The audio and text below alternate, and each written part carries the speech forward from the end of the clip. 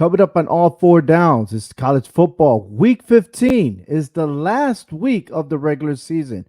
Joe Aguirre, Big Jason, and myself, we're covering down who's going to win the Heisman and who's going to win in the Army Navy rivalry game. It's all here and much more on all four downs.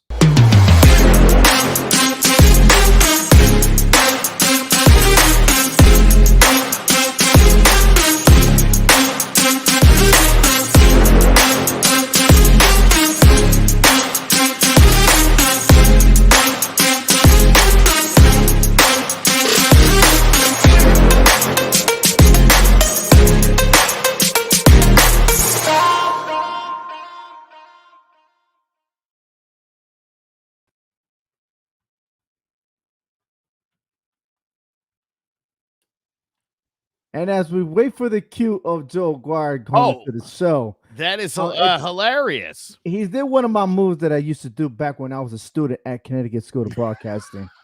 So I think he inherited that maneuver that he did, just staring at the screen. So I appreciate that, Joe. Thank you. Yeah, well, welcome to All Four Downs, part of the CMG Sports Podcast Network. I'm Joe Aguirre. That's Obi Muniz, in case you weren't sure. Yeah, bring in Big Jace Garcia. Yeah. All right, a little bit of a mix-up there. You know what I was just doing, because obviously we got not a lot to talk about, but we do have some important things to talk about. The Heisman race, that's got a very notable exclusion. We'll talk about Will Anderson for sure. Army Navy. And I know you obviously, Ovi, are passionate about Army.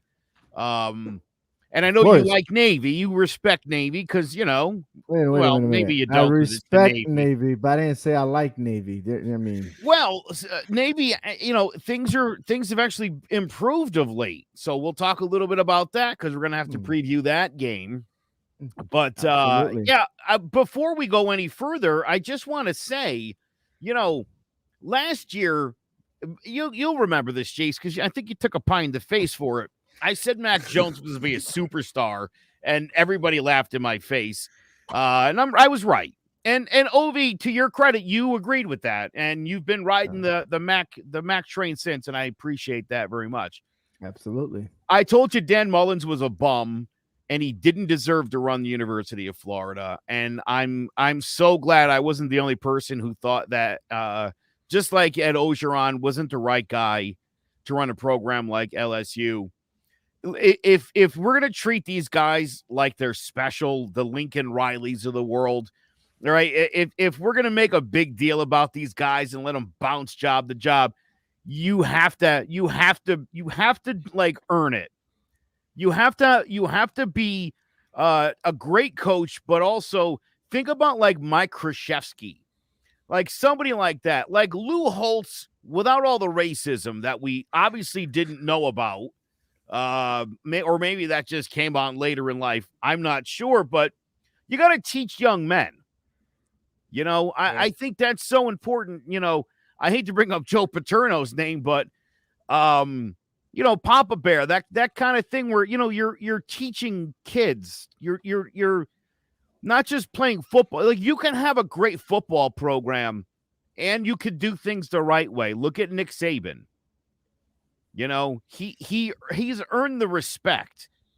This guy's incredible what he's turned that program into, and it's all based on who he is.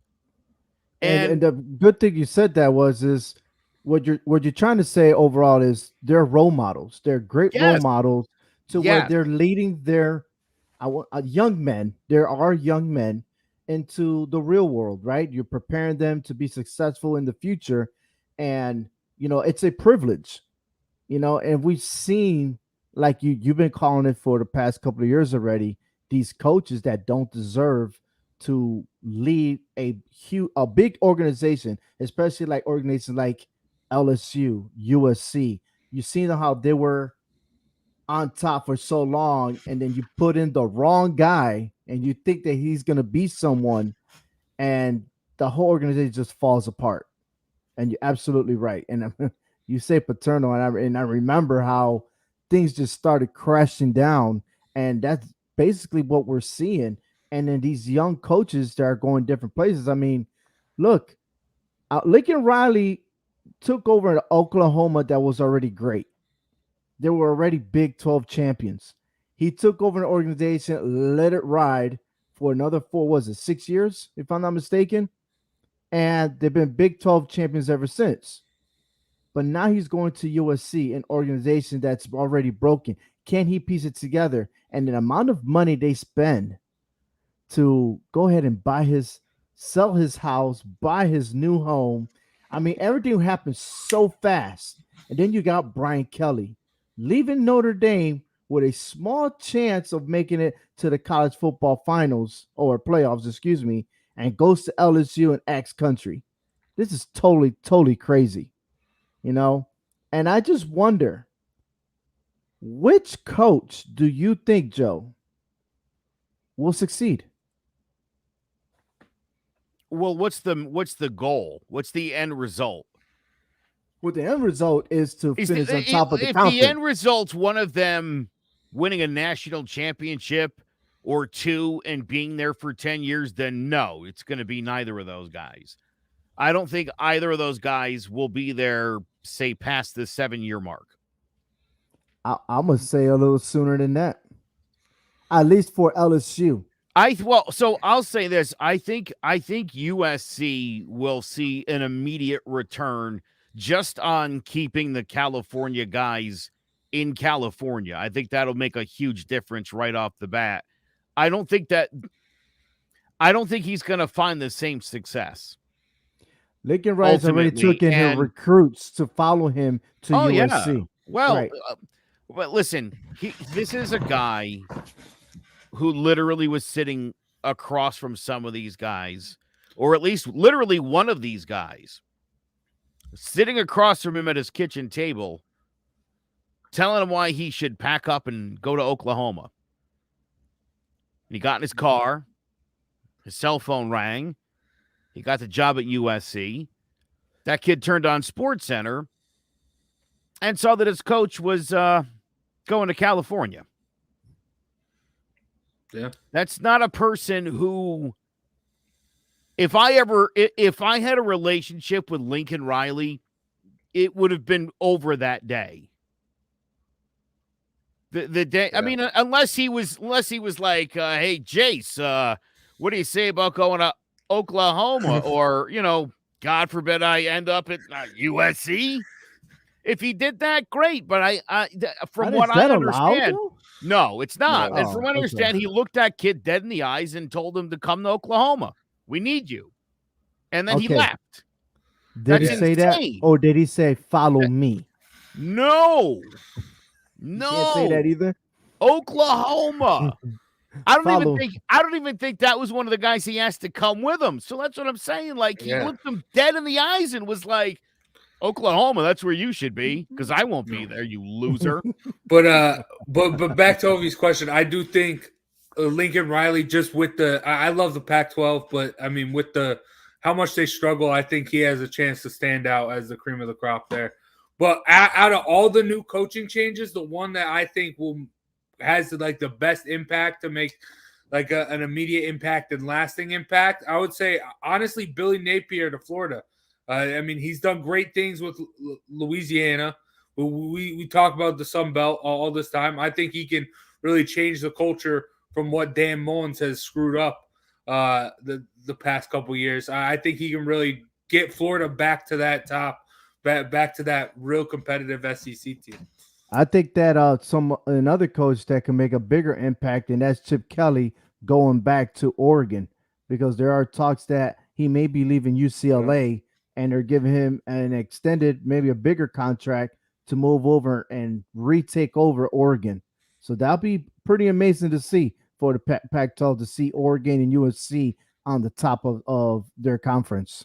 I'd like to see Billy Napier turn Florida back into a respectable program. And I'd like to see Mario Cristobal turn the U back into the trash-talking swamp that it is. You know what I mean? I think he needs to turn into what maybe Dan Mullen should have gone to Florida. I mean, I should have gone to Miami. Nah, he's probably You going to get know, trash it up, leading your team out there with a brawl. You know, yeah, he's that's gonna be some an Dan assistant Mullins somewhere in the football. NFL. That's what I believe. Here's the funny thing. There's, other than like a football movie, there's no role for him in coaching as far as I'm concerned. I think Dan Mullins' usefulness in coaching at the highest levels, I think it's like a cliche now. I think that guy's gone. I think like the Joe Paterno, you're there for 50 years. That guy's dead and gone and never coming back. I think Dan Mullins and the Bobby Knight kind of like grab the guy by the face mask and headbutt him, Yeah, that those days coach, are gone that already. guy's done. And Right. I think Dan Mullins might have been the last of that breed. And, I hope nobody hires him going Damn. forward. Give the guy a Honestly, second I chance, really man. do. I hope maybe that guy gets humbled and gets his act together. Again, this is a huge responsibility. You're being given, again, the idea here is, most of these guys are not going professional. So what are they there for? What is it? Only 2% could go to professional? Yeah. Right. Yeah. Mm-hmm. Well, Yeah. pretty low odds here, and so you gotta like at least instill some sense of like manhood into these guys. And if you can't do both, then first of all, I don't think you can win unless you can do that. And I don't think you can sustain long-term success and respect if you don't do that. And Dan Mullins can't do that. And I don't think he is capable of doing that anywhere. Well, I just hope that the new coaches that are reassigned and take over the new organization can make a big difference and make a big impact for them, and that is the goal. And we'll see if that's going to work out. But this show is brought to you by the CMG Sports Podcast Network. Visit clovercrestmedia.com and subscribe to our YouTube channel. That's All Four Downs. We're here every week covering college football and the NFL. And speaking about what's going on for this weekend, it is the Heisman race. Now, here's the finalists. We have Aiden Hutchinson, Kenny Pickett, CJ Stroud, and Bryce Young. And here's the odds. And if you turn on to the TV, all you hear is Bryce Young this, Bryce Young that. But the question I want to ask you guys is, who got snubbed out of being in the finalists? I'll start with you, Jace. It's tough because I mean this whole year was wild and a lot going on. I do think Kenneth Murray, I know they struggled down the stretch, but he did have his Heisman moment against that Michigan team. And I mean, I think you should throw a running back a bone, especially with this season being so crazy. I mean, he's the best running back in the nation. I think he deserves at least to get an invite, at least to be a semifinalist. But I don't think he deserves to win. So, yeah, I think Kenneth Walker is the biggest snub. No, it's Will Anderson Jr., who's a better player, has better numbers than Hutchinson, who is going to win the Heisman. You can totally tell. The media is in love with that guy. Like a white guy defensive end from Michigan, Ugh. That's like their dream. That's their dream come true. Maybe he'll go play for the Detroit Lions. Then they'll love that, Right now, the Lions, they got their first win this past weekend. The stupidest thing I heard somebody say was Will Anderson put up those better numbers with all great talent around him. And I thought, are you an idiot? Here we go again. Like, wouldn't you get worse numbers because of all the talent around you as opposed to dominating? I mean, are you serious? Like last year. It sounded like last year when we had an argument with Mac Jones. Yeah, and the first thing they said was there was so many talent around him. Like, really, did Devontae Smith really deserve to be a Heisman winner? Or did Mac Jones? But you know what? It doesn't matter. Let's look at it today. Do you hear Devontae Smith? Third. Do you hear Devontae Smith is name? terrible. He is terrible. He's done nothing so far with his career. He's been terrible. Not to and rub Trevor it in, Lawrence has been awful. That's true. Let's put that out there. Awful. Oh, the talent around him. Oh, okay. Give me a break. Yes, Hector does agree with Jace about Kenneth Walker III getting snubbed. I agree with you, Joe, about Anderson not making it to the Final Four because the fact that dude, he's leading in sacks, 15 and a half.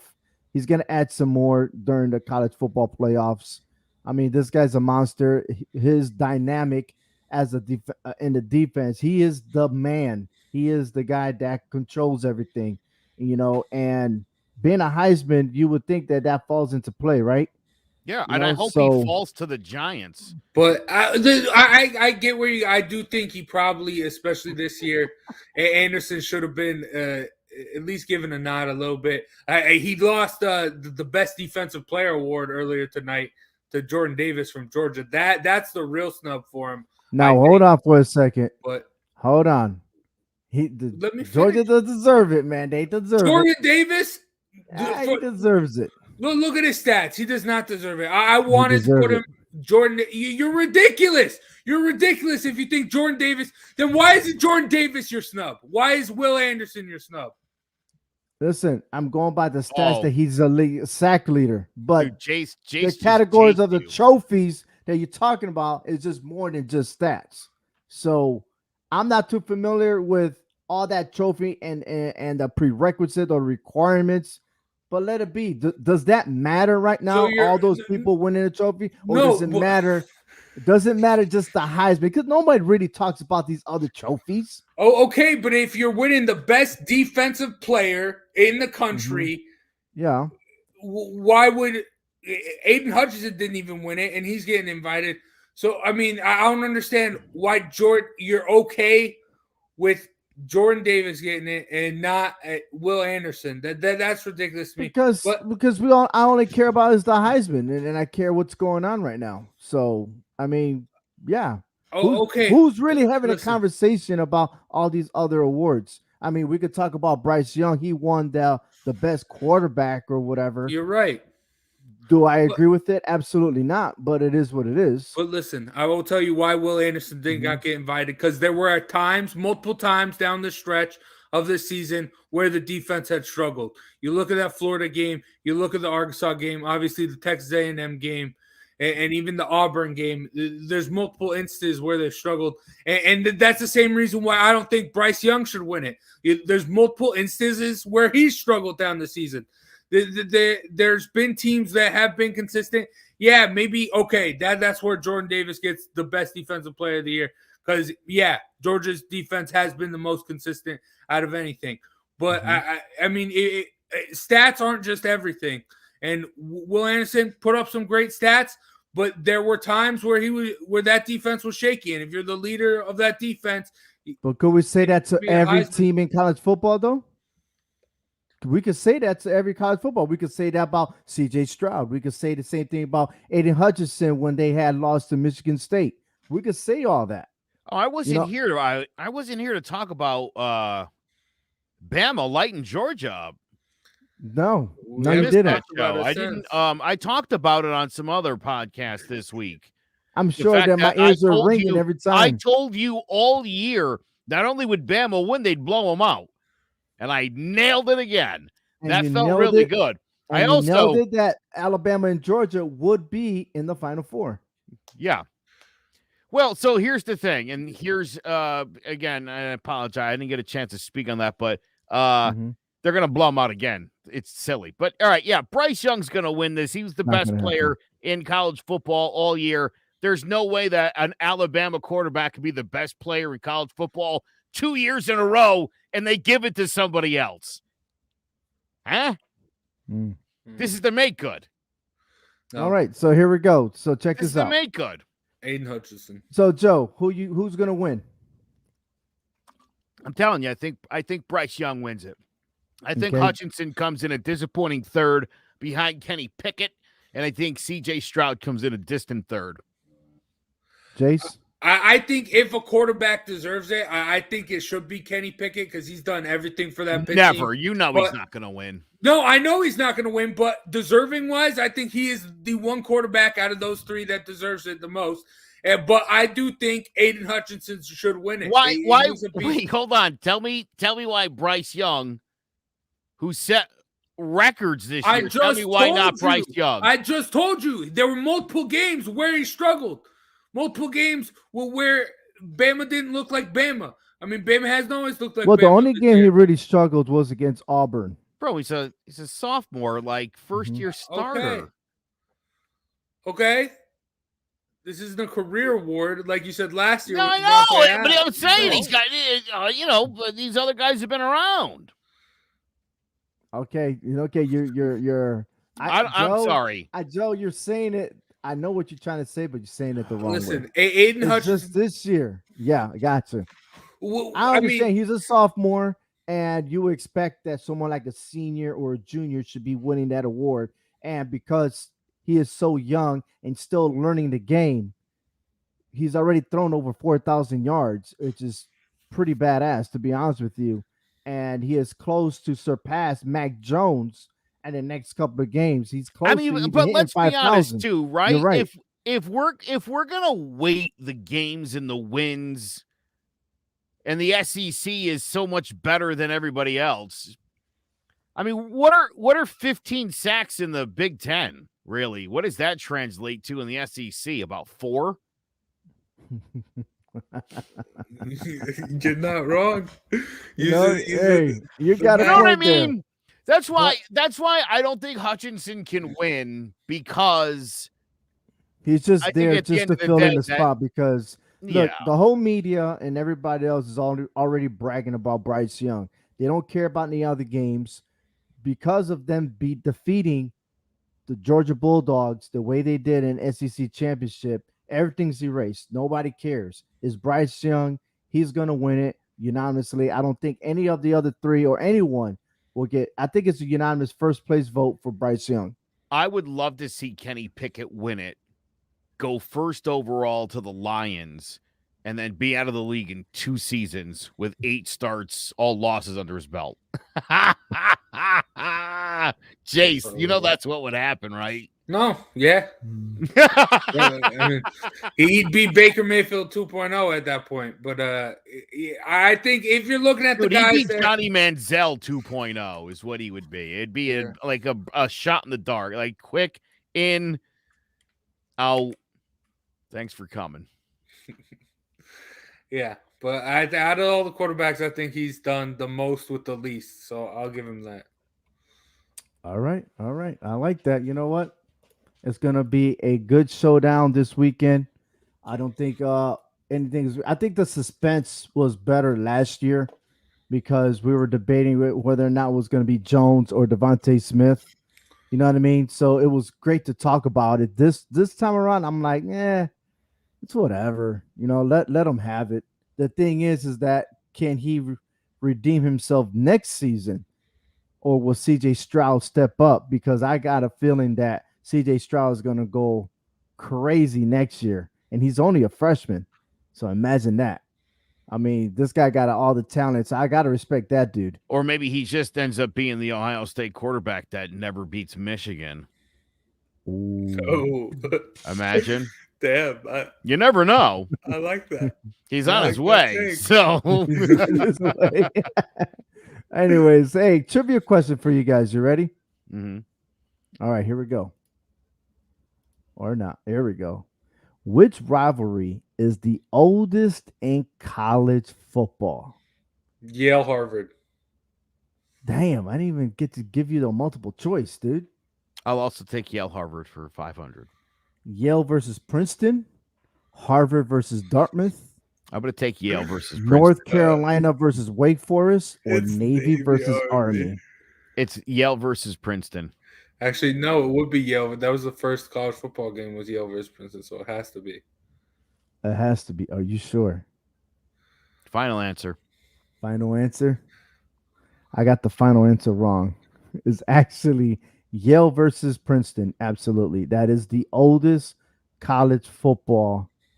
Don't get me wrong. I think it's 1865, I think, if I'm not mistaken. So imagine that, man.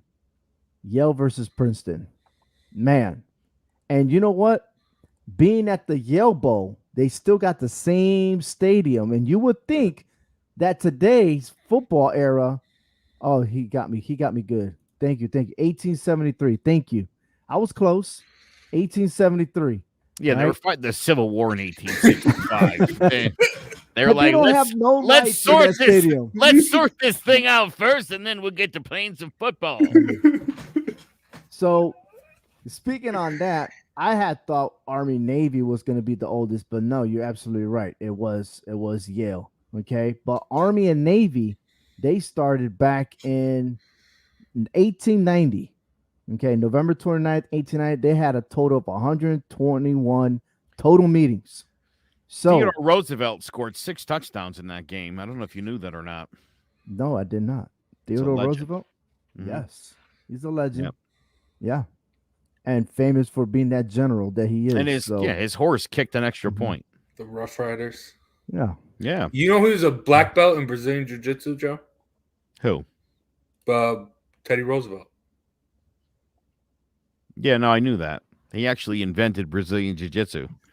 He actually taught it to Hoist Gracie. Little known fact. All right, we're moving along to the Army and Navy game. Okay, your predictions, but a little bit of history. Again, this is going to be their 5th visit to MetLife Stadium. Navy is 3-1 at MetLife, but being what they are right now, Army has won 4 of the last 5 games, and they should be ranked this season, but they're not. But unfortunately, that's happened. So my question to you guys is, who wins this Saturday? So listen, Navy won 2 out of their last 5 games after a horrible 1-5 start. They kind of turned things around late in the season, to be fair. Problem, though, on the season, Navy gives up about 30 points a game. Army averages 35.5. And Army gives up about 20. Navy scores about 20. So I'm thinking like 35-21. Army wins this game. I think Navy gives it their best, like the Navy guys do. But I think in the end, you know what I'm saying, Ovi. I'm glad you did your research, because as a betting man, Army is favored by 8 points, and the over under is 34.5. So I'm definitely taking over 34 to have Army score 40 points. It'll be 40-7, the final score. I can see that. Yeah. I don't know about that. I mean, they're both allowing over 300 yards per game. I think this is weird. It's been like forever since an over's hit in the Army Navy game. It's always an under.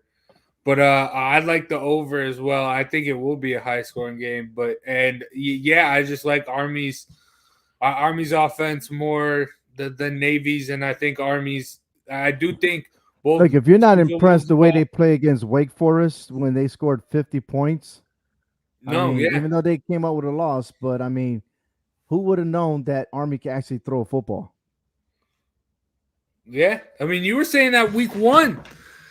You were talking about Army's pass game, but I think Army's defense will make the stops at the right time, and I love that you brought the uniforms up. That's the best part of this game to me every year. It's just the uniforms are just so cool. I love the uniforms of the Army because it matches the camouflage that we go overseas with, but I also love it that the dress uniforms for the Army has changed. So they're not wearing khakis. So they're going back to the old school way what the Army used to wear. And they're kind of nice, but pretty expensive to wear. Let me tell you that much. Dude, Army put up 43, 38, 52, then a couple of loser games, then the 56 in the loss, 63 to Bucknell. Yeah, dude. Yeah. I like that. But the high scoring game, and maybe Army does score all or most of the points, but yeah, I like it. But the under is hit 14 straight years in a row for this game. Yeah, well, you know what the problem is, and I think they went OT, right? November 6th, 21-14. I feel like when the services play each other, it like pride's on the line. You know what I mean? I feel like a oh, little more yes, down and dirty, yes. down in the trenches. Joe, Who you know what? knows? Maybe that's why. When we hook up, in training or overseas or whatever the mission is, pride always gets in the way, man. You You wear know what? that You know what's uniform, going to man. You want happen? to stand out. Yes. 20-13 Army, and that's why it's the under. Vegas knows. That's why they're telling you that. That's going to be the score. 20-13. Write that down. So 15 in a row, Yep. 15 years in a row. Watch. Yeah, they got All to right. figure it out.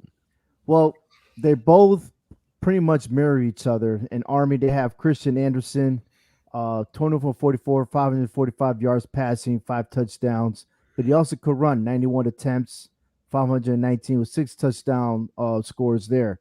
14 players from Army have rushed the ball over 12 times. Navy, on the other hand, have 9 players that's rushed the ball over 10 times.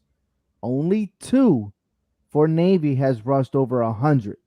So Ty Lavate, if I'm saying his name right, he's just as equivalent as Anderson. And this game could be neck to neck, but it's the Army defense that has an advantage right here. And that's what I feel as though they're more diverse in passing and running the ball 20 to compared to Navy. 13. Yeah, that's what's going to happen. So Hector comments, need any Vaseline yet? You could have just left that a visual clue, you know. You didn't have to. Visual.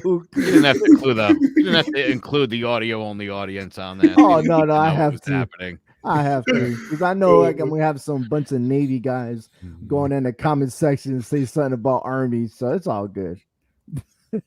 That's great. I'm waiting for it. Besides, I got more backups, so but that's hilarious. But all right, so unanimously, Army wins. I love it. I love it. And you know what? Next week we're gonna be covering our first bowl games, so that's gonna be pretty neat. So bowl season starts next Friday, and then we're ready and excited for the New Year's. You doing that bowl pick'em thing? We got to do the bowl pick'em. Absolutely. All you gotta do is go to ESPN's website, the Bowl Mania. You could go to hswshow.com and click on the link, join all 4 downs, and let's see who could talk smack the most by winning. I'm gonna nail it this year. I'm really invested. Well, Hector and I finished in a tie. Poor Jace, he was left behind.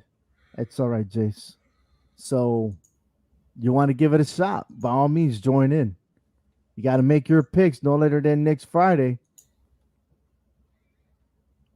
Jace is smiling right there. You okay, Jace? No, yeah, I'm all good. Yeah. I thought his internet froze for a minute.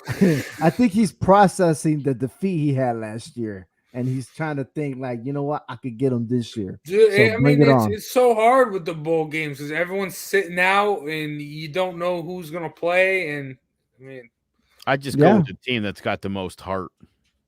Absolutely. You know what? I like your spirit. Don't forget the Big 12 did lead. They were undefeated last year. So they finished in first place in bowl victories. Can't say the same for the SEC. But everybody else, they but look the SEC good. is so good, right? Oh yeah, only good on paper. They wrote the ship this year. They got like 12 teams in the top 25. Oh man! If you have a winning record, you're like in the top 25 in the SEC. That's kind of how it. That's kind of the expectation now. Once again, this show is brought to you by the CMG Sports Podcast Network. Visit clovercrestmedia.com to learn more about different podcasts and shows. Sign up for it. Or, Joe, you want to take it away? Yeah, I do. I'm really excited about bowl season, and Jace just alluded to the reason why. This is finally the time of the year where teams don't get to pick who they play. In some cases, it's based on conference or whatever. But the idea is that you're going to see cross-conference play. You're going to see which conferences and which teams are the real deal, all things considered. You know how the SEC did last year during bowl season? Wasn't great. And let's be honest, I think we're all pulling for the underdogs. How could you not? You look at teams like Coastal Carolina and teams, of course, like Cincinnati. How do you not root for those guys? This is their chance to prove to everybody that they belong.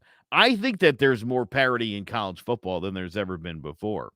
Either that or the fact that there are 0 franchise quarterbacks not named Bryce Young in college football right now. But it is going to be a fun bowl season. It's going to end like it ended last week with Bama blowing Georgia out again. And I, for one, wouldn't want to miss it. No, sorry, it's Obi. not going to You happen. had to know that was going to happen. No, it's Bama's not going to happen. Win another Stop national championship. You know what? Georgia wins, you go bald. All right, I'm doing it. You heard it here first, folks.